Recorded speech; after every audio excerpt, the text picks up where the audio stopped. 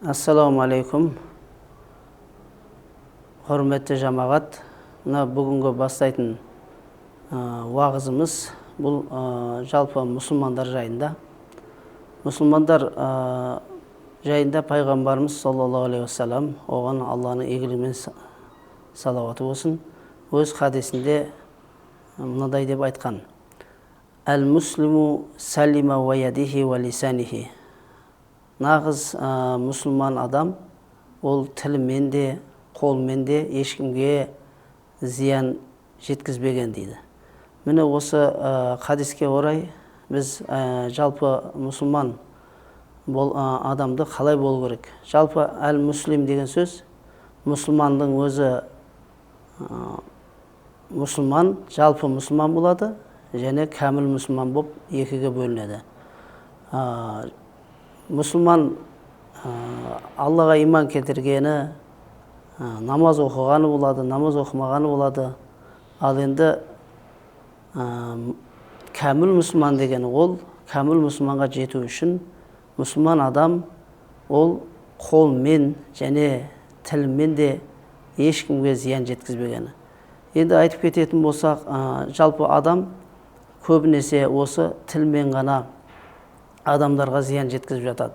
Бұл мұсылманның, кәміл мұсылман болудың, нағыз шынайы ең қайырлы мұсылман болу үшін ол адам осы тілінен абай болу керек және сақ болу керек. Ол тілден көп кездесіп жатамыз: ағайын, туысын, бауырын, досын, мүмкін әріптесін тілменен өсектеп, ғайбаттап, артынан неше түрлі сөздер айтып жатады. Нағыз мұсылман адам бұл тілмен ол нәрселерден сақ болады. Ал енді екінші келтіріп тұрғаны қолмен дегені, жалпы бұл дүниеде ғана да қолмен ғана зиян жеткізеді, ал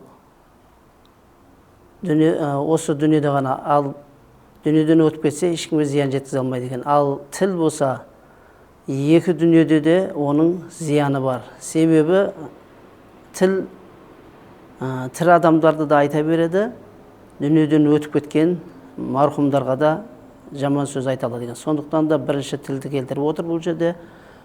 Тілден өте мұсылман адам сақ болу керек, және де бұл тілден жаңағы баяғы ғалымдарымыздың да айтқан сөзі бар ғой: тілдің,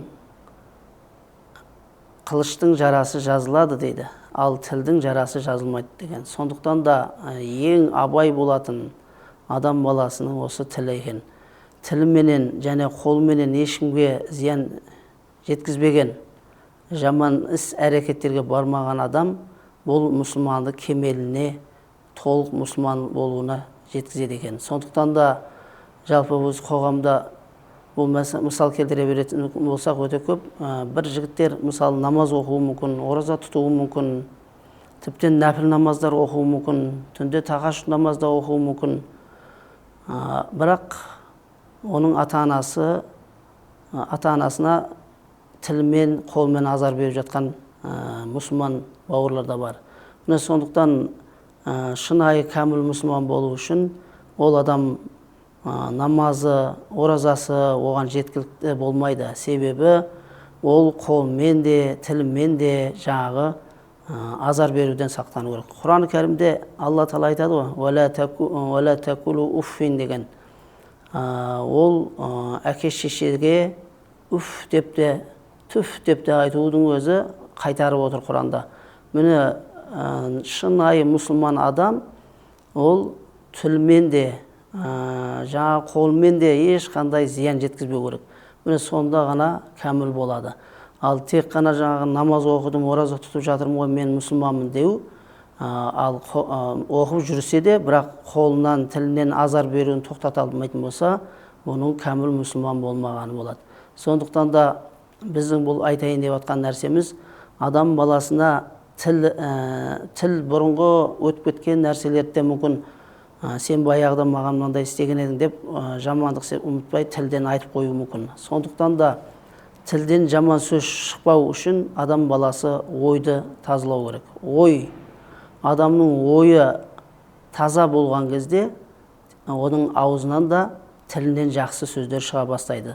Бұны ғалым ғұламаларымыз көп айтып кеткен. Адамның ойы түзленсе, тілі де түзленеді деген екен. Оны қалай түзлейміз десе, міне пайғамбарымыз саллаллаху алейхи вассалам тілің босаған кезде оны ең үлкен зікірменен ла илаха иллаллах деп, ла илаха иллаллах Мұхаммад Расулаллах зікірін, тәсбихтер айту, дұғалар жасау, истихфар айту, салауаттар айту арқылы тілімізді жақсы нәрселерге үйрету арқылы біз өзімізді тәрбиелейміз. Негізінде мұсылман адам жалпы қоғамда да болсын, біреу көлікте кетіп бара жатсыз, немесе жаяу кетіп барасыз, біреуге орын беру, немесе біреуді сығып кету, көшеде кетіп бар біреудің көлігіне қысып кету, бұндай нәрселерден де мұсылман адам өте сақ болу керек. Шынайы мұсылман адам кешірімді, қарапайым, көркем мінезді.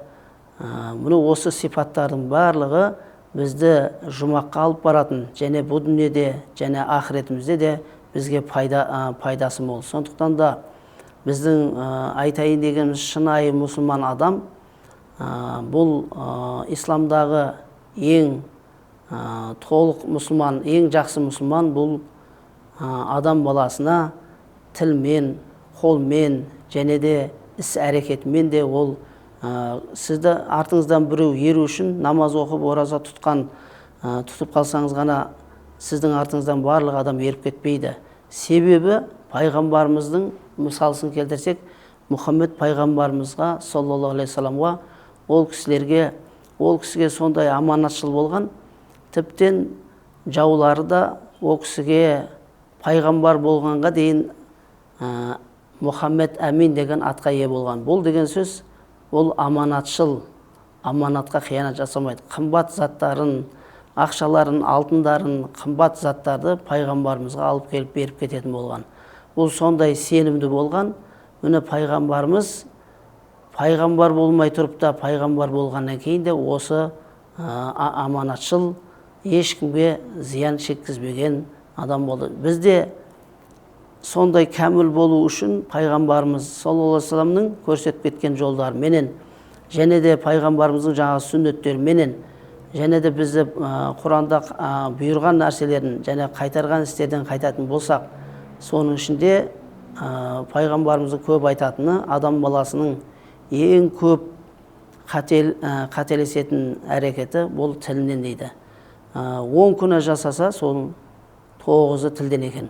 Адам баласы тілінен де қолынан да ешкімге зиян жеткізбесе, көршісіне, ағайына, бауырына, туыстарына жақын, тіптен ата-анасына да егерде намаз оқып, ораза тұтып жүрген адам болса, ол шынайы мен мұсылманмын дейтін болса, осы жаман іс-әрекеттерден өзін сақтап, ғайбат өсектерден сақтанып, үнемі аузы зікірде, тәсбихте, жаңағы сөйлесе, тек қана ассаламу алейкум, сіздерге амандық, сәлемдесу, адамдармен жақсы сөйлесу, күліп сәлемдесу, міне бұның барлығы мұсылманның кәміл болуына жетелейтін амалдар. Сондықтан біздің пайғамбарымыз, оған Алланың салауаты мен сәлем болсын, көп хадистерінде біздерге үйретіп кеткен, және оны сахабалары да сол үйреніп, сол амалдарымен ғана жақсы жетістіктерге жеткен. Бірде сахабалар мен пайғамбарымыз отырғанда, пайғамбарымызға бір сахабалар сұрақ қойды: пайғамбар, мына әйел кісі нәпіл тахажжуд намаздар оқиды, қайыр садақалар береді, жақсылық жасайды, бірақ көршісіне тіліменен қатты азар береді дегенде, пайғамбарымыз бірден ол кісіге айтқан екен, ол дозаққа амал істеп жатыр екен деп айтқан. Содан кейін сахабалар тағы сұрайды: я Расулалла, мына бір ауылда бір әйел кісі бар, бұл әйел кісі 5 уақыт намазын оқиды, оразасын ұстайды, бірақ әлгі әйел сияқты беретін садақалары жоқ, нәпіл намазда оқымайды, бірақ көршісі, ағайындары тілінен аманда, өзін өте сақтайды, бұл жәннаты деп айтқан екен. Бұл деген сөз, бұл пайғамбарымыздан пайғамбарларымызды сахабаларымызды тәрбиелеп жатқан мақсаты бұл жерде сахабаларға қандай амал істесек те біз шынайы Алланың разылығы үшін және бір мұсылманды кешірсек те Алла разылығы үшін кешіруіміз керек. Артынан дүниеден өтіп кеткен адамның, дүниеден өтпеген адам болсын, артынан неше түрлі сөздер айтып, өзіміз күнәға батқанша тілімізді тек қана жақсы сөздерменен, көркем қарым-қатынас арқылы біздің артымыздан бұрынғы кезде мұсылмандардың артынан неге көп аталарымыз мынандай болған, әжелеріміз мынандай болған деп айтамыз. Себебі олар өздері амал еткен. Әрбір адам өзін тәрбиелесе, сонда кәміл мұсылман, жақсы мұсылманның орнына мұсылмандардың қатарына қосылады екенбіз. Алла Тағала баршаларымызды осы естіп білген хадис аяттарға амал етуді Алла нәсіп етсін. Еліміз, жұртымыз аман. Ассаламу алейкум ва рахматуллахи ва баракатух.